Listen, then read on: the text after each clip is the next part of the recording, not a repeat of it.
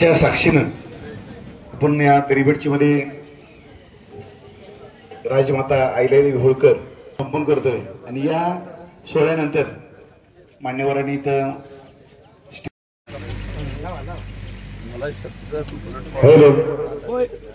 राजमाता अहिल्यादेवी गोपीचंद पडळकर साहेब यांच्यावर प्रेम करणारे सर्व नेते मंडळी तुम्हा सर्वांचं दरीबडची नगरीमध्ये हार्दिक हार्दिक असं अभिनंदन आहे. Hello hello hello.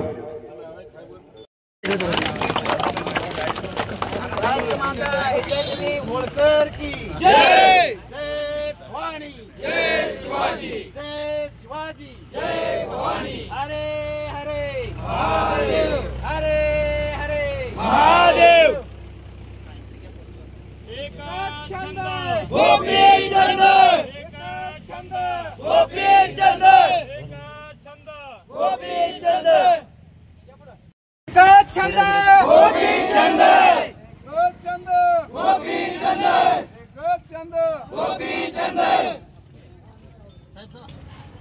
पंचरा घेतलेली एकच गोपी छंद. एकच छंद गोपी छंद. जय मल्हार. जय मल्हार. गोपी छंद. दरीबडची गटातून सर्वच 19 गावातील गोपीप्रेमी सर्वजण इथं आलेले आहेत. त्यांचं दरीबडचीच्या वतीनं मी हार्दिक हार्दिक असं अभिनंदन करतो. या तालुक्याचे आमदार आणि महाराष्ट्राचे 18 पगड 12 बलुतेदारांचे नेते माननीय गोपीचंदजी पडळकर साहेबांच्या प्रतिमेला दुग्धाभिषेक आणि गेल्या 15 दिवसांमध्ये त्यांच्यावरती ज्या ज्या प्रकारचे आरोप केले जात आहेत, व्यासपीठावरती उपस्थित असलेले या जिल्हा परिषद गटातील प्रत्येक गावचे सरपंच, उपसरपंच, ग्रामपंचायतीचे सदस्य, सोसायटीचे चेअरमन, व्हाईस चेअरमन, सोसायटीचे संचालक, सामाजिक कार्यकर्ते, मी सगळ्यांची नावं घेण्यामध्ये वेळ घालवणार नाही. आपल्या पाठीमागे शाळेचे वर्ग चालू आहेत आणि प्रचंड ऊन पडलेलं आहे, त्याच्यामुळे बाकीचे वक्ते बोलणार आहेत. आणि मी आपल्याला एवढंच सांगतो, अरे हे गोपीचंद पडळकर हे महाराष्ट्रामध्ये गेल्या 20 वर्षामध्ये काम करणारं बहुजनांचं नेतृत्व, 12 बलुतेदारांचं, 18 पगड जातींचा आवाज बनवून काम करणारं नेतृत्व, या नेतृत्वाला एका जजच्या कार्यक्रमामध्ये सन्माननीय आमदार गोपीचंदजी पडळकर जयंतराव पाटलांच्या वरती एक गोष्ट बोलले आणि त्याच्यावरती आम्ही त्या वाक्याचं सगळेजण समर्थन करतोय अशातला भाग नाही, पण या गोष्टी बोलण्याचं भाग त्यांना का पाडलं गेलं, ती प्रतिक्रिया देण्याची वेळ ह्या लोकांनी का आणली, याच्या सुद्धा कुठंतरी खोलामध्ये जाण्याची आवश्यकता आहे मित्रांनो. म्हणून आपल्याला मी खात्रीनं सांगतोय, या गोपीचंद पडळकरांना थांबवण्यासाठी महाराष्ट्रातून अनेक ठिकाणाहून विधानसभेच्या निवडणुकीमध्ये सुद्धा रसद पुरवली गेली. काहीही करा, वाटेल ते झालं तरी चालेल, पण गोपीचंद पडळकर पडला पाहिजे एवढं षडयंत्र या प्रस्थापितांच्याकडून राबवलं गेलं. पण तरी सुद्धा तुम्ही आम्ही या बांधावरचे सगळे सर्वसामान्य 18 पगड जातीतल्या लोकांनी या गोपीचंदजी पडळकरांना या जत तालुक्यातून 40,000 मताधिक्यानं महाराष्ट्राच्या विधानसभेमध्ये पाठवलं. आणि ज्या वेळेला हा माणूस आमदार झाला त्यावेळेला ह्या प्रस्थापितांच्या पोटामध्ये गोळा यायला लागला. अरे हा माणूस कारखानदारीवरती बोलतोय, यांच्या बँकांच्या वरती बोलतोय, यांनी हाणलेल्या जमिनीवरती बोलतोय, त्याच्यामुळे ह्याला कुठं थांबवला पाहिजे. काल परवा 2-4 दिवसाच्या पाठीमाग सांगलीमध्ये सगळे महाराष्ट्रातले प्रस्थापित लोक एकत्र आली आणि संस्कृती बचाव कार्यक्रमाच्या नावाखाली हे सगळे टोळे एकत्र आली. अरे मला त्यांना सांगायचं आहे की संस्कृती बचावचा कार्यक्रम होता की तुमच्या चोरांची टोळी वाचवण्याचा कार्यक्रम होता, एवढाच माझा त्यांना सवाल आहे. अरे हा संस्कृती वाचवण्याचा कार्यक्रम नव्हता. ह्यांची दुकानदारी जी बंद पडायला लागलेली आहे ती दुकानं चालू ठेवण्यासाठी आता ही सगळी प्रस्थापित मंडळी एक व्हायला लागलेली आहेत. अरे त्या मुंबऱ्यातनं ठाण्यावरून जे जितेंद्र आव्हाड सांगलीमध्ये आले होते, त्याच माणसानं अनंत करमुशे नावाच्या एका युवकावरती स्वतःच्या बंगल्यावरती बोलवून ज्याला जी मारहाण केली होती, त्यावेळी यांची संस्कृती कुठे गेली होती. अरे हा रोहित पवार आम सभेमध्ये एका ग्रामसेवकाचा बाप काढतो, त्यावेळेला यांची संस्कृती कुठे गेली होती? मनोज जरांगे पाटील मुख्यमंत्र्यांच्या आई बहिणीपर्यंत जातो आणि अनेकांच्या आई बहिणीची बात करतो आणि त्यांना शिव्या घालतो. त्यावेळेला शरद पवार साहेबांना मुख्यमंत्र्याला फोन करू वाटला नाही. अरे गोपीचंदजी पडळकर एखादी गोष्ट बोलली की मग त्यांना मुख्यमंत्र्यांना फोन करावा वाटतो. अरे हे गोपीचंदला कुठेतरी थांबवा हे सांगावं लागतं. भविष्यामध्ये कुठंतरी ह्या माणसाकडून आपल्याला त्रास होणार आहे ह्याची त्यांना जाणीव झालेली आहे. म्हणून हे सगळं षडयंत्र होत आहे.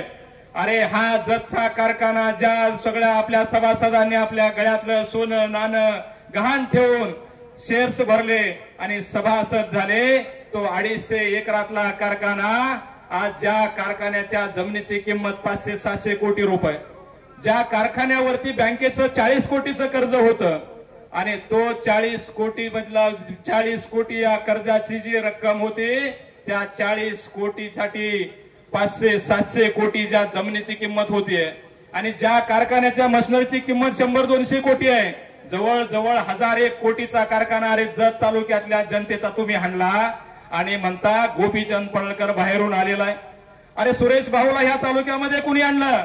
विलासराव जगतापानं सुरेश भाऊला ह्या तालुक्यामध्ये 2004ला आणलं आणि 2009 मध्ये प्रकाशांना शेंडग्यांना अख्खी काँग्रेस विसर्जित करून ह्याच काँग्रेसच्या लोकांनी प्रकाशांना आणलं.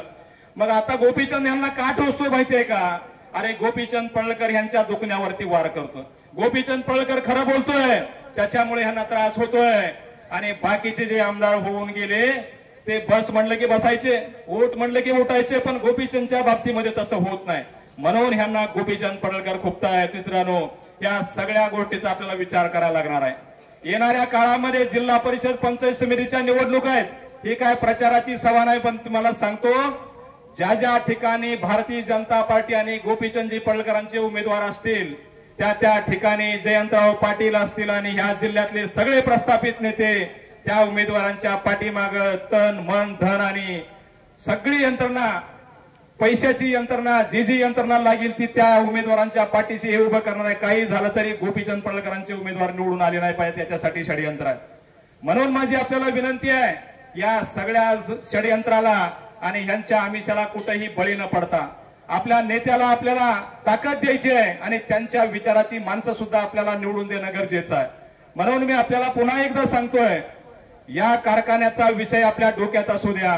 अहो जयंतराव पाटील साहेब, तुम्हाला जर एवढी संस्कृती आणि संस्कृतीचा पुळका असेल तर आमच्या भोळ्या भाबड्या जत तालुक्यातल्या दुष्काळी शेतकऱ्यांचा कारखाना तुम्ही परत सोडायला पाहिजे. अरे खानदानी राजकारणी आहात ना तुम्ही. 33-35 वर्षे एका मतदारसंघामध्ये निवडून आल्याच्या नंतर गोपीचंदजी पडळकरांनी खरोखरच मंगळसूत्र चोरलेलं होतं का? अरे असले घाणेरडे आरोप तुम्ही 35-40 वर्ष आमदार राहिल्याच्या नंतर सुद्धा त्यांच्यावरती मंगळसूत्र चोर म्हणून जर त्यांना हिणवणार असाल तर गोपीचंद पडळकरांच्या पाठीमाग हा गाव गाड्यातला सगळा 18 पगड जातीतला समाज त्यांच्या पाठीशी ठामपणानं उभं राहिल्याशिवाय राहणार नाही, एवढंच मी ह्या निमित्तानं सांगतो. आणि राहिला विषय विलासरावजी जगताप साहेबांचा, विलासरावजी जगताप साहेब, माझं तुम्हाला जाहीर आव्हान आहे, गेल्या 40 वर्षामध्ये तुम्ही जत तालुक्यासाठी एखादी चांगली गोष्ट केली, याचं नाव सांगावं. अरे बियर बार उघडण्याशिवाय ह्या माणसानं दुसरं काहीच केलं नाही. आता ते गडी म्हणायला लागले, संत तुकाराम महाराजांची अभंग म्हणतोय, ज्ञानेश्वर महाराजांची अभंग भाषणामध्ये सांगायला लागलं. आम्ही तर असं म्हणतो, तुकाराम महाराजांचाच अभंग मी सांगेन की बोले तैसा चाले त्याची वंदावी पाऊले, बोले तैसा चाले त्याची वंदावी पाऊले. अरे तुमच्या पोटात एक आणि ओटात एक हे नेहमीच असतं. आणि ह्या 40 वर्षामध्ये जर तुम्ही चांगल्या विचारानं राजकारण केलं असतं तर तुमची पिढी सुद्धा कर्तृत्ववान झाली असती. पोराला उतरवून बघितलं. 2019 मध्ये मित्रांनो कोरोनाचा काळ होता आणि त्या काळामध्ये ह्या महाशयांचे चिरंजीव मनोज जगताप या पंचायत समितीचे सभापती होते. हा माणूस तिथं सोलापूरमध्ये आपल्या घरामध्ये आराम करायचा. अरे तुम्ही किती लोकांना मदत केली. त्या कोरोनाच्या काळामध्ये कुणाला हॉस्पिटल उपलब्ध करून दिलं, कुणाला बेड उपलब्ध करून दिला, कुणाच्या अडचणीला धावून गेला का? फक्त जाती जातीमध्ये भांडणं लावणं, समाजामध्ये भांडणं लावणं, गावागावामध्ये गट तयार करणं, याच्या पलीकडे विलासराव जगतापांनी काही केलेलं आहे असं मला वाटत नाही. म्हणून येणाऱ्या काळामध्ये, अरे अजून विधानसभेची निवडणूक होऊन 1 वर्ष झालेलं नाही, मला सांगायला आनंद वाटतोय या जत तालुक्यासाठी प्रचार काळामध्ये गोपीचंदजी पडळकरांनी शब्द दिला होता की इथं आरटीओ कार्यालय मंजूर करून आणू, आणि हे आरटीओ कार्यालय आपल्या आमदार महोदयांनी या तालुक्यासाठी मंजूर करून आणलेलं आहे. आणि आरटीओ कार्यालय मंजूर करून आणणं ही छोटी गोष्ट नाही. एवढ्या अनेक वर्षामध्ये प्रस्थापितांना जे जमलं नाही ते काम हा माणूस करतोय, त्याच्यामुळे ह्यांच्या पोटामध्ये पोटतिडीक उठते. आज साधं उदाहरण सांगतो. एवढ्या वर्षामध्ये जर एखादा ट्रान्सफॉर्मर जळाला तर त्या गाडी भाड्यानं करणं, त्या अधिकाऱ्यांना फोन करणं, सगळ्या अधिकाऱ्यांना पैसे देणं, आणि एवढे सगळे प्रकार चालायचे. आणि महिना 2-2 महिने टीसी आपल्या शेतामध्ये बसायची नाही. ज्या वेळेला गोपीचंदजी पडळकर आमदार झाले त्यावेळेला त्या गाडीला साधं भाडं द्यायला लागत नाही, त्या अधिकाऱ्याच्या पाया पडायला लागत नाही. आज जर टीसी जळली आणि आज आपण त्यांना एक साधा मेसेज केला तर दुसऱ्या किंवा तिसऱ्या दिवशी त्या शेतकऱ्याच्या शेतामध्ये येऊन टीसी बसते. हा कामातला फरक आहे. मग हे गोपीचंदजी पडळकरांच्या कामावरती बोलत नाहीत, त्यांना विनाकारण बदनाम करायचं, खोट्या केसेसमध्ये अडकवायचं आणि ह्या पद्धतीने ह्यांची बदनामी करून ह्यांना थांबवायचा प्रयत्न करायचा. पण या सगळ्या प्रस्थापितांना माझं सांगणं आहे, अरे गोपीचंद पडळकर हा महाराष्ट्रातला वाघ आहे, तुमच्या बाबाला सुद्धा घाबरणार आहे. म्हणून माझी आपल्याला विनंती आहे, सगळ्यांनी आपण घराबाहेर पडणं गरजेचं आहे. येणारा काळ सुद्धा रात्र वैर्याची आहे. अरे जे 2-2 पिढ्यांचे ह्यांचे वैर होते ते फक्त आणि फक्त आता गोपीचंद पडळकरांना थांबवण्यासाठी हे एकत्र आलेले आहेत. तुम्ही आम्ही ह्यांच्या आमिषाला बळी न पडता आपल्याला पुढच्या काळामध्ये काम करावं लागणार आहे. आणि अजून बाकीचे काही व्यक्ती आपल्याला मार्गदर्शन करतील. या ठिकाणी येथून पुढच्या काळामध्ये गोपीचंदजी पडळकरांच्या पाठीशी आपण ठामपणाने उभं राहू, एवढाच मी आपल्याला शब्द देतो आणि थांबतो. जय हिंद, जय महाराष्ट्र. धन्यवाद. आज पांढरेवाडीतील श्रीमंत तांबे म्हणा, हिंदूराव शेंडगे आणि इतर मान्यवरांच्या नेतृत्वाखाली सन्मान्य गोपीचंद पडळकर साहेबांचा दुग्ध अभिषेक करण्याचा कार्यक्रम मागाशी संपन्न झाला. आणि आज दरिबडजी जिल्हा परिषद गटामध्ये माननीय करवडीचे सरपंच हिंदूराव शेंडगे, त्याचबरोबर पांढरेवाडीचे सरपंच श्रीमंत तांबे, बेरा तांबे अशा मान्यवरांच्या नेतृत्वामध्ये जे महाराष्ट्रामध्ये आणि देशभरामध्ये जे 10-15 दिवसामध्ये जे काही घडत आहे, फक्त एवढ्यासाठी घडत आहे की गोपीचंद पडळकरांचं नाव खराब झालं पाहिजे आणि त्यांना डॅमेज करण्यासाठी हे सगळं घडत आहे. पण मित्रांनो, आपण सर्वांनी हे लक्षात घेतलं पाहिजे आणि समजून घेतलं पाहिजे की ह्या महाराष्ट्रामध्ये बहुजनांचं एक नेतृत्व आहे, माननीय गोपीनाथ मुंडे साहेब. त्याच्यानंतर दुसरं नेतृत्वात आले ते आहे आपले गोपीचंद पडळकर साहेब. दरिबडचे येथील सर्व पदाधिकारी व सर्व प्रतिष्ठित नागरिक तसेच माझ्या जिल्हा परिषद गटातील सर्व प्रेम आणि प्रेमबंधू सर्वांनी आजच्या या कार्यक्रमाला उपस्थित राहिल्याबद्दल मी दरिबडचीचे बीजेपी अध्यक्ष संभाजी पवार असताना ह्या दरिबडची मध्ये स्थापना केलेली आहे. सुभाष माने शेंडगे बापू आमची फळी 25 जणांची असताना आम्ही स्थापना केली. अजूनपर्यंत आम्ही टिकून ह्याच पक्षामध्ये आहे आणि अजून सुद्धा ह्या पक्षाचा झेंडा लावायचा हिम्मत आमच्यात आहे. आता इथून जिल्हा परिषद असो, पंचायत समिती असो, कुठलेही इलेक्शन असो, राष्ट्रवादी आणि काँग्रेस याच्यामध्ये झंगडपंगड लागणार आहे. आणि तिसरी बीजेपी पक्ष, हा दोन्ही पार्टीची डबल गेम खेळणारा हा बीजेपी पक्ष आहे. यासाठी तुम्ही भले मोठे मोठे नेते झाला, कुणाच्या जीवावर झाला, कसं झाला, पूर्ण आमच्या ह्या जिल्हा परिषद गटाला व सर्व तालुक्याला माहिती आहे. तुम्ही माझ्या गोरगरीब धनगर समाजाला बोलवलं, गोरगरीब समाजाकडे तुम्ही मतं घेतली, तुम्ही पदं भोगली, कारखाना घेतला, बँका घेतला, सोसायटी घेतला, प्रत्येक घेऊन तुम्ही पदावर बसला. माझ्या मेंढपाळा शेतकऱ्याला मेंढर राखायला डोंगरालाच पाठवला.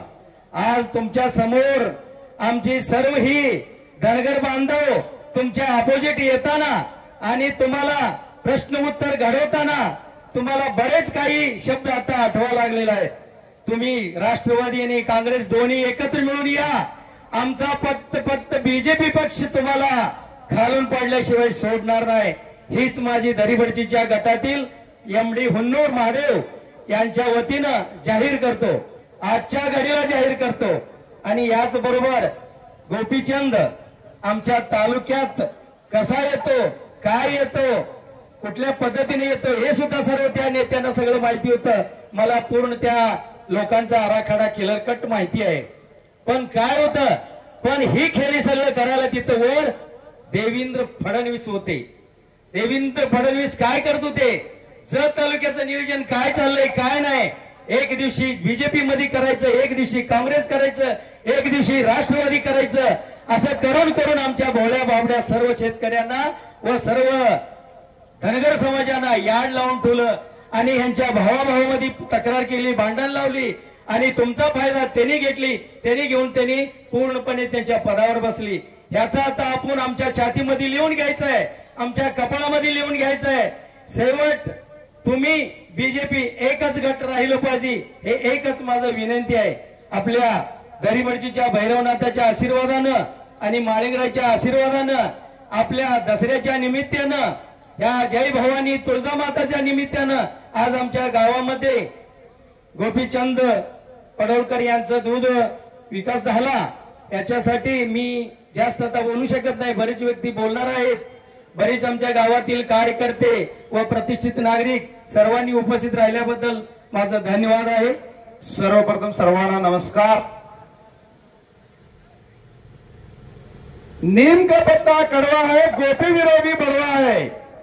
तुम सब एक साथ बोलेंगे तो बहुत बड़ा मजा आएगा. ये आवाज जयंत पाटिल को जाना चाहिए. नीम का पत्ता कड़वा है, गोपी विरोधी बड़वा है.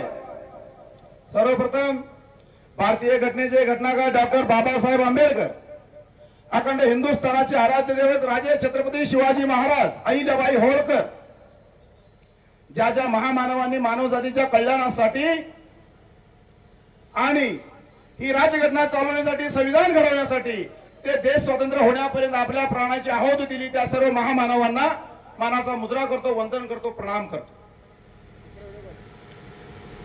सन्मान्य व्यासपीठावर उपस्थित सर्व कट्टर भारतीय जनता पार्टीचे कार्यकर्ते व माझे सर्व सहकारी मित्र आणि तसेच आताच रमेश देवर्सी, माझे राजकारणाच्या आधीचे मित्र आणि आताचे सरपंच म्हणून सहकारी मित्र, तुमचं अभिनंदन करतो.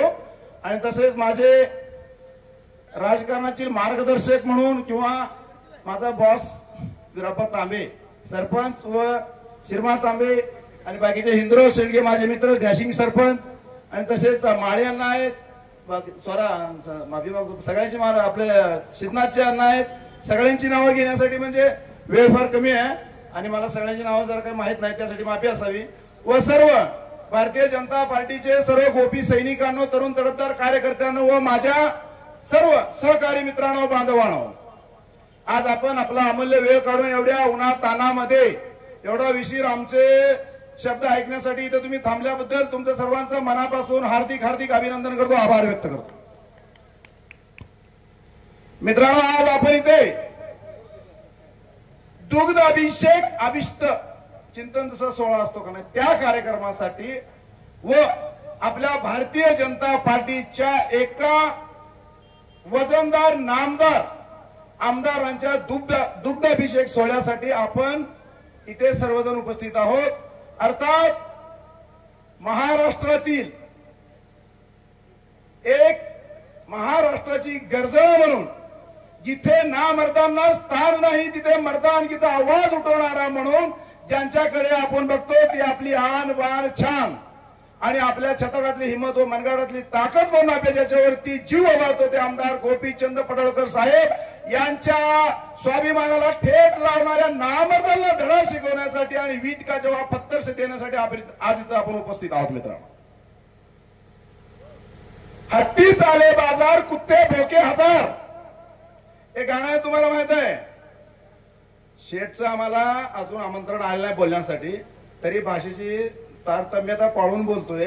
कारण का, त्यांनी संस्कृत महाराष्ट्राची सभा लावली आणि कशी बोलले याची महाराष्ट्र चिंता करते की संस्कृत अशी असते का महाराष्ट्राची. तर आम्ही तर ती सभा लावली नाही, पण आम्ही शेठच्या स्वाभिमानाला कुणीतरी गालबोट केलं याच्या संदर्भात आपल्याला बोलायचं. त्यासाठी एक गाणं माहिती आहे तुम्हाला, पळणार पळणार पळणार, जळणार जळणार जळणार, अजून जळवायचं, मागे फुकणाऱ्या कुत्र्याला बिस्किट टाकून आपण पुढे पुढे जायचं. धन्यवाद धन्यवाद. बोलतो बांबूला असं तोडून हवेत बोलायचं, कारण गोपी बोलते तो सबको बोलते. त्यासाठी मित्रांनो तुम्हाला महत्वाचं सांगतो, डायलॉगबाजी करायला टाइम नाही, मला ऊन लागालाय आणि इथं मागची तापा लागली माझ्यावर. त्यासाठी हे सगळं कटकारस्थान करण्याचं कारण याचं आता आपल्या माझ्या सरपंचाने सांगितलंय की ह्यांना काय वाटतंय, कायमस्वरूपी दुष्काळ असलेला तालुका कुठेतरी विकासाच्या मार्गाने रवाना झालेला आहे आणि एक छोटासा धनगर समाजातला, छोटाच्या सर्वसामान्यातला सामान्य ओबीसी मधला कार्यकर्ता जाऊन नेता म्हणून आज आमदार आहे, उद्या येऊ मंत्री होईल आणि आमच्या मुंडीवरती पाय देऊन आम्हाला मुतायला लावेल. आम्ही गिल्लेल्या सूतगिरण्या, आमची जमिनी, आमची कारखाना, आमची बँका, आमची हे काय रिअल इस्टेट इनलिगली प्रॉपर्टी आहे हे सगळं बाहेर काढल. म्हणून आता जसं आपण बाबळीचं झाड शेतात बारकच असताना उपसून काढतो का नाही, तसं राजकारणातनं गोपीचंद पडळकर साहेबांना उपसून काढण्याचा प्रयत्न चाललेला आहे. या गोष्टीला तुमचं मत काय सांगा. आणि अशा प्रस्थापितांचा तो बाप आहे, सगळ्याला माहित आहे महाराष्ट्र. त्यासाठी मित्रांनो हे बा मला काय म्हणायचं आहे, सांस्कृतिक सभा सांगली जिल्ह्यामध्ये लावली, ती सांस्कृतिक सभा नसून ती हातानं पैसे देऊन दलाल स्क्रिप्ट निबंध लिहून आणून एखाद्याला वाचून लायकी नसणाऱ्या लोकांनी ज्याच्या घरात खायला नाही दाना आणि मला शेठची म्हणा म्हणणाऱ्या शेठवरती बोलतात. अरे शेठ म्हणजे कसलं आकर्षण आहे महाराष्ट्राचं, शेठ म्हणजे कशी आदराची लाट निर्माण होते त्याच्या कार्यकर्त्याच्या मनामध्ये, ते महाराष्ट्रामध्ये कुठल्याही नेत्याला होत नाही, मी प्रथम साक्षी देतो. त्यासाठी ह्यांचं प्लॅन फक्त गोपीचंद पडळकर साहेबांना दाबायचं आणि माझ्यासारख्या एखाद्या धनगर समाजातल्या पोराला वाढायचं, तुला कुठलं तर पद देतो म्हणायचं, कुठल्या तरी कार्यकर्त्याला वाढायचं, ज्याला कोणच विचारत नाही त्याला वर मोठापणा द्यायचा आणि त्याला स्टेजवरती बोलायचं. असे आमच्यातले सुद्धा काही लाचखोर हरामखोर लोक शेटवरती बोलतात. ह्या गोष्टीची मला खूप मोठी कीव होती. ते एक काय तर नाव आहे त्याचं, मी लिहून आणतो थांबा, रणजित निंबाळकर म्हणून त्याचं तुम्ही इंस्टावरती बघचाला, तो भोसडीचा काय पाहिजे ते बोललाय आणि काल इंस्टाला टाकलाय, माझ्या जीवाला धोका झाल्यास गोपीचंद पडळकर आणि गोपीचंद पडळकरचे कार्यकर्ते जबाबदार राहतील. रणजित निंबाळकर बैठलाय, सॉरी रणजित बागल काय, हा नाही मग ते नाव नीट लक्षात राहिलंय.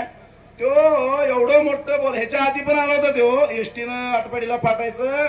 अरे हरामखोर मुंबईला विमानं पाठवलेली लोक जत तालुक्यातली, नेत्यांनी कोणी कारभार करायची गरज नाही, हे कार्यकर्त्यांचं काम आहे.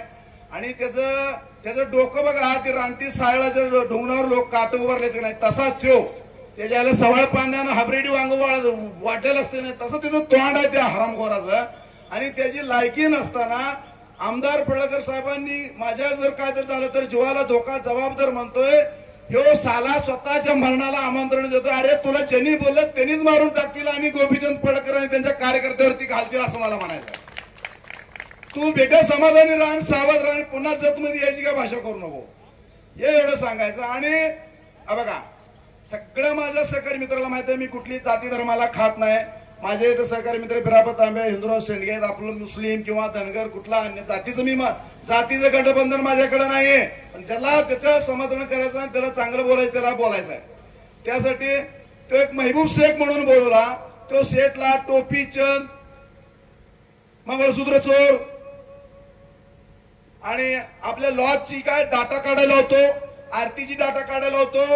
ह्यो हरामखोर भोसडीचा ह्यो बलात्कारी बाबा, ह्यो एका मुलीवरती रेप केला होता ह्याचा व्हिडिओ माझ्याकडे, आणि हे व्हिडिओ याला काढायला लावू नका म्हणून सांगा. एका मुलीचा संसार उद्ध्वस्त केलेला ह्यो माणूस आहे. आणि मीडिया समोर बोर बोळालो काकणं फुटलेल्या बाईक तो रडत होता की मला दोषी ठरवू नका, माझी बदनामी करू नका. असा गोपीचंद पडळकर रडायचं सोड, अरे तो फट्ट्यासाठी माफी सुद्धा कोणाची मागत नाही. हे पावर त्याच्यामध्ये आहे, हे क्षमता त्याच्यामध्ये आहे, ह्याच्यावर तू लक्ष दे. आणि ते काय म्हटले तुम्ही, दिलीप तात्या पाटील, आता तुम्ही बोलला पण बार त्यांच्यावरती बोलू नये. पण अरे काय म्हणून बोलताय, कुणावरती बोलताय, तिकडे तुमचं काय चाललंय, इकडे शेठचं काय चाललंय.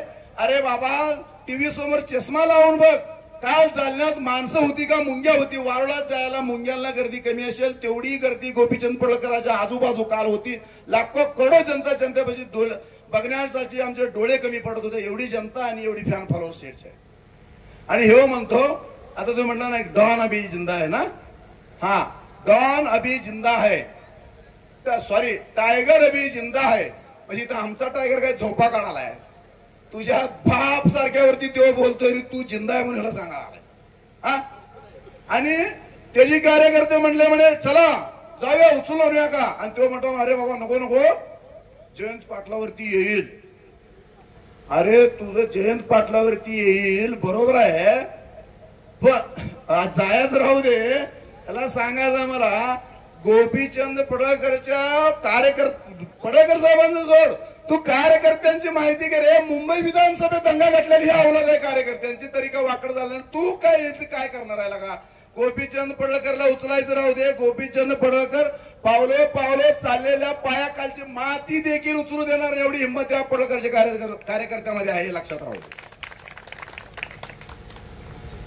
आणि तुम्हाला एक सांगतो मित्रांनो, आमच्याच धनगर समाजातील एखादा तो वकील म्हणे कोणतर तिचं नितुन दायगोडे, त्याची लायकी काय आहे, तो धनगर समाजात चुकून जर म्हणजे घेतलाय का काय कन्फ्युज झाले का असं त्याला मला पण वाटलं. अरे तुमच्या समाजातला त्याच्यावर ना तो शेट वरती बोलतोय, रागाला येऊ नका तुम्ही, मला काय म्हणा हमारे बिल्लो हमकोच म्याव म्हणते बघा, माहित आहे त्याला कुत्र छेव घालायला लागते मग हा, हिचं तसलं काम झालंय. तो शेट वरती बोलतोय. एक तुम्हाला एक छोटस 2 मिनिटात ऊन लागाले खरं सांगतो, त्या नितून काय धायगुडेच ना त्याच्यावरनं एक कथा सांगतो तुम्हाला. एका गावामध्ये तिकुंडी सारखं एक लांब गाव होतं, आणि त्या गावामध्ये एक गाढव आणि एक कुत्रा राहत होता. आणि त्या गाढव आणि कुत्र्यामध्ये एक त्यांना एक तिथं बाबा दरीबडची मध्ये सभा आहे म्हणून त्यांना माहिती मिळाल्याने त्यांनी सांगितलं की आम्ही दोघं सभेला जायचं. बडचीला सभेला जायचं म्हटल्यावर दोघं तयार झाले, पण दोघांमध्ये पैस लागली की पहिलं कुणी सभेला पोहोचल तो स्टेजवर जाईल आणि खुर्चीवरती बसेल. कोणाचं गाढवाचं आणि कुत्र्याचं जिद लागलं, चला जाऊया दोघं. सुरुवात झाली. 1-2 किलोमीटर आल्यावर माझ्या आसंगी तुर्क गावासारखं एक गाव लागलं. मग त्याची जातबाई आली, कुत्र्याची अवलाद भुकणारीच. ते आले, एक त्याच्यावर तुटून पडले, त्याला भुकायला लागले, त्याला चावायला लागले, त्याला अडवले. मग गाढव आपला सुसमाड सुटला आणि आला आणि खुर्चीवरती बसला. तेवढ्यात कुत्र आलं. म्हटला गाढव म्हटला मी जिंकलो का नाही. मग तो सांगितला बाबा तू काय जिंकतोस घंटा, माझी जातबाई माझी भावकी भुकली, मला चावली, थांबवली म्हणून तू जिंकलास. असं आमचे काही हरामखोर लोक दुसऱ्यांच्या खाली वागतात म्हणून गाढवाला खुर्चीवरती बसवायची वेळ आपल्याला आला. मित्रांनो, आपण सगळेजण राजे छत्रपती शिवाजी महाराज यांच्या मातीमध्ये जन्म घेतलेली माणसं आहोत, यांच्या प्रेरणा आपण वागणारी माणसं आहोत, त्यांचे संस्कार आपण बाळगणारी माणसं आहोत. त्यासाठी राजे छत्रपती शिवाजी महाराजांनी सांगितलंय तुम्ही संघटित व्हा, संघर्ष करा, एकत्रित या आणि लढा. ते आकाशातून लढा किंवा जमिनीतून लढा किंवा पाण्यातून लढा, पण लढा आणि जिंका. हे जिंकणाऱ्या काळाची गरज आहे मित्रांनो, आणि आपण सर्वजण एकत्र येणाऱ्या काळाची आता सध्याला गरज आहे. असल्या कुत्र्यांना बाजूला करून तुम्ही सर्वजण आपला समाज, आपला काय असेल ते कार्यकर्ता, नेता, पदाधिकारी, जो वंदनीय पक्ष प्रमुख असले त्यांचं रिस्पॉन्स करायचं, आणि आपण सर्वांनी एकत्र येणाऱ्या काळाची गरज आहे. राजकारणात येऊन माणसं काय कमवतात, कुणी पद कमवतोय, कुणी प्रतिष्ठा कमवतोय, कुणी पैसा कमवतोय, पण गोपीचंद पडळकर साहेबांनी एकच कमवलेलं आहे. हे अखंड महाराष्ट्रामध्ये लाखोंचा करोडोंचा जनसमुदाय ही त्यांची पार्टी आहे, त्यांची प्रॉपर्टी आहे. मित्रांनो तुम्हाला सांगायचं एवढ्या क्षमतेचा आमचा कार्यकर्ता नेता आहे.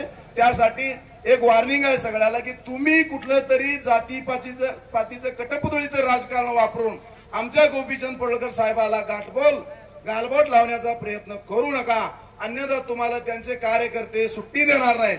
कारण का या महाराष्ट्रामध्ये संपूर्ण एखाद्या जिल्ह्यात तालुक्यात नव्हे तर संपूर्ण महाराष्ट्रामध्ये प्रत्येक गावात 4-4 ग्रामीण भागात खेड्यात त्यांचे कार्यकर्ते आहेत.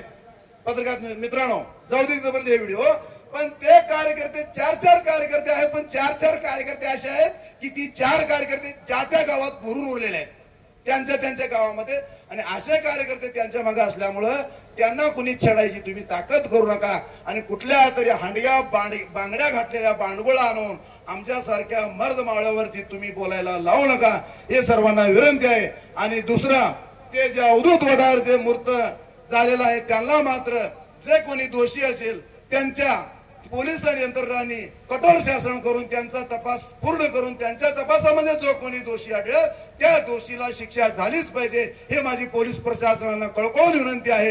एवढं बोलतो आणि इथंच थांबतो. जय हिंद, जय महाराष्ट्र. आमचे आसिंगीचे सरपंच यांनी आपलं उत्कृष्ट असं मनोगत व्यक्त केलं. एक धडाडीचा नेता आहे मंडळी. आणि सर्व मान्यवर जे स्टेजवर बसलेत, आमचे बापू असतील, आताच आलेले मुचंडीचे आमचे देवरू साहेब असतील, आमचे माळे अण्णा, आमचे शेंडगे साहेब, आमचे सगन मासाळ असतील, सगळंच तुम्ही जे बसलाय तुम्हाला सर्वांचं मंडळी आभार आहे. एवढ्या उन्हामध्ये तुम्ही बसताय. कसं आहे मंडळी, राजकारण करावं पण कुणीही कुणाबरोबर बोलताना त्याचे मान सन्मान ठेवावा, जरूर ठेवा. लहान मोठं ओळखायला शिका. काय झाली परिस्थिती बापू, घरोघर पुढारी झालं. मी एक कवी आहे, सांगतो बा, घर घर पुढारी झालं, सारं गावच नासून गेलं. घराघरामध्ये पुढारी झाला आणि सगळं गाव नासून गेलं. येते गावात 2 टाइम जत्रा, त्या जत्रेला कारभारी 17.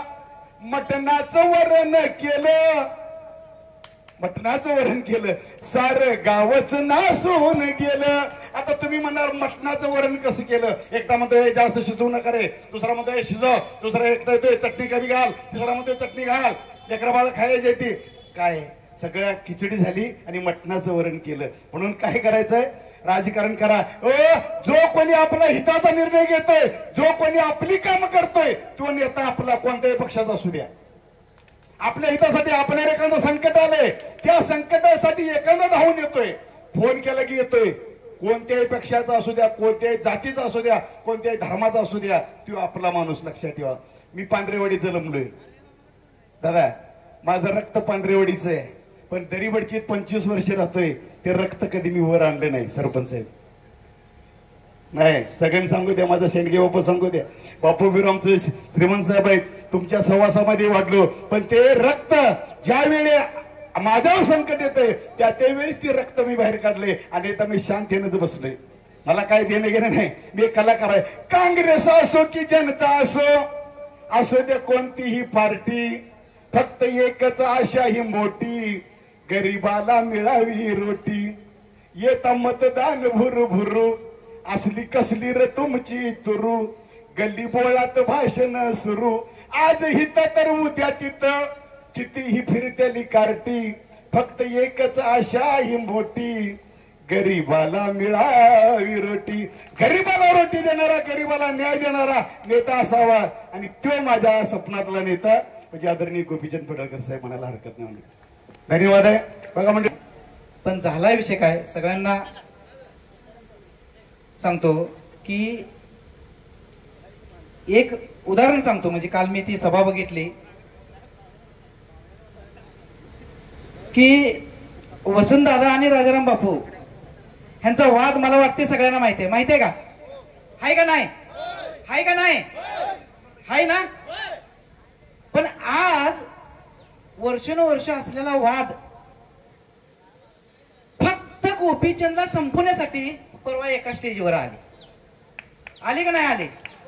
हॅलो, मग मला काय म्हणायचं आहे, फक्त गोपीचंदला रोखायचं आहे त्यांना. कारण का जे 15 वर्षात जत तालुक्यात जे झालं नाही ते 7 महिन्यात विकास कामाचं चालू आहे. आज यांच्याकडे मुद्दाच नाही. जे विरोधक आहेत त्यांच्याकडे आज मुद्दा नाही कुठला की ह्या मुद्द्यावर बोलावं आणि गोपीचंदला थांबवावं. कुठला मुद्दा नाही. लक्षात ठेवा, जी 5 वर्षात विकास कामं झाली नाहीत ती मला वाटते गेल्या 15 दिवसात विकास कामाचं उद्घाटन झालंय. ही सगळी मंडळी तिथं होती उद्घाटनला, होता का नाही? हॅलो, प्रत्येक गावात आज काम पोहोचलंय. आज 5 वर्षे, त्याच्या अगोदर 5 वर्षे, त्याच्या अगोदर 5 वर्षे, मग पुढच्या पाठीमागचे 15 वर्षे काढा, म्हणजे 30 वर्षे तर झालं.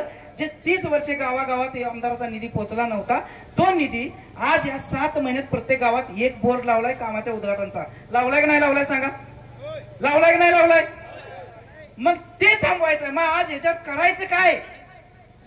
हा मुद्दा जर विकासात जर हा माणूस मागं पडत नसेल, भाषणात मागं पडत नसेल, निधी आणायला मागं पडत नसेल, मग हिला खवायचा कुठं, आता अडकवायचा कुठं?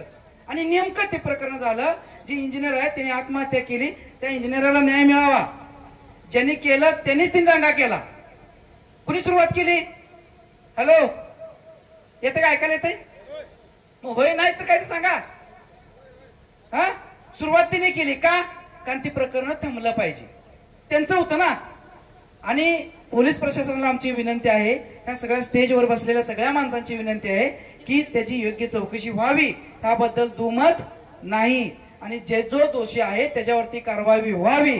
पण जर विकास काम होत असताना एवढी धमक पाहिजे विरोधकांच्यात, पण आज विकासाची पण वाहवा करायची तयारी ठेवा, नसतं रोकायची तयारी ठेवू नका. आज हे चाललंय, विकास चाललाय, त्याचं कुठेही बोट नाव म्हणजे नाव ठेवायला बोट ठेवलं नाही त्या माणसाने कुठं. म्हणतो ते आता तिकडे झरायला जावं लागतंय, हे सकाळी उठलं काय ते दिसतंय, मग तिने बोलायच कुणावरती. आज पाठीमागचे आमदार असतील, खासदार असतील, जेवढ्या फेऱ्या 5 वर्षात झाल्या नाही त्या, तेवढ्या फेऱ्या 7 महिन्यात झालत्या सेटच्या. झाल्या का नाही झालत्या? मान्य आहे का नाही तुम्हाला? तुम्हाला मान्य आहे का नाही? वेगळं काय नाही. मग हे विकास करायला आलंय, भविष्यात काळामध्ये हे आपल्याला ऐकत नाही, मग कुठं तर काय धागादोरा गावतोय का बघायचं आणि तिथं धागादोरा तोडता येतोय का बघायचं, हे चाललंय. मी बाकी काय विषयावर बोलत नाही. माझं एवढंच मत आहे की जो आपल्या जत तालुक्याचा विकास करणार आहे, जसा आपण विकास पुत्र म्हणलेला आहे, त्यांच्या पाठीशी आपण ठाम राहणं गरजेचं आहे. जे 2.5 वर्ष आज ते मंत्री होते, पीडब्ल्यूडीचे मंत्री होते, पण 2.5 वर्षामध्ये 2.5 फूट सुद्धा पाईपलाईन आमच्या ह्या गटाकडे आली नाही, सरली नाही, 2.5 फूट सरली नाही. आज कंटिन्यू 7 महिन्यात 1 दिवस सुद्धा काम पाईपलाईनचं बंद नाही. म्हैसाळ बंद आहे का? कंटिन्यू चालू आहे. मग 2.5 वर्षात काय केलं तुम्ही बोला ना, त्या विषयावरती, त्या विषयावर बोला. आज आमची ही जतची जनता पाण्यानं हळहळते. आज पाणी नाही, टँकर, जनावर संभळून तर काय घायला येते, त्याच्यावरती बोला. और कोण काय बोलला आणि हे काय बोलला, आम्हाला तीच काय घेणे देणं नाही. लक्षात ठेवा, आम्हाला जो आमचा विकास करतोय तो माणूस आम्हाला पाहिजे. आणि आज हा विकास दिसायला आलाय, त्यांच्या डोळ्यालाही दिसायला आलाय, या जनतेच्याही डोळ्याला दिसायला आलाय. म्हणून आज त्यांच्या पोटतिडी घुटले, याला कसा रोखता येईल, म्हणून आज आम्ही दुधाभिषेक केलेला आहे. आणि आपण सर्वजण त्यांच्या पाठीशी आहे, त्यांना समर्थन आहे, असं मी हे करतो, गावी देतो आणि थांबतो. जय हिंद, जय महाराष्ट्र. आम्ही तुम्ही सर्वांचे नेते गोपीचंद पडळकर साहेबांच्या विरोधात काय कटक कारस्थान व त्यांचं नाव बदनाम करण्यासाठी काय महाराष्ट्रभर महाविकास आघाडी सरकारकडून होत आहे, त्यांचे निषेधार्थ आम्ही दरीबडची जिल्हा परिषद गटामधून दरीबडची गटामध्ये त्यांचे निषेध करून आमचे नेते गोपीचंद पडळकर साहेबांचे फोटोला दुग्ध अभिषेक करण्यासाठी आलेले सर्व व्यासपीठावरील सर्व मान्यवर व पुढं बसलेले गोपीचंद पडळकर साहेबांवर प्रेम करणारे गोपी भक्त व पत्रकार मित्रांनो, आता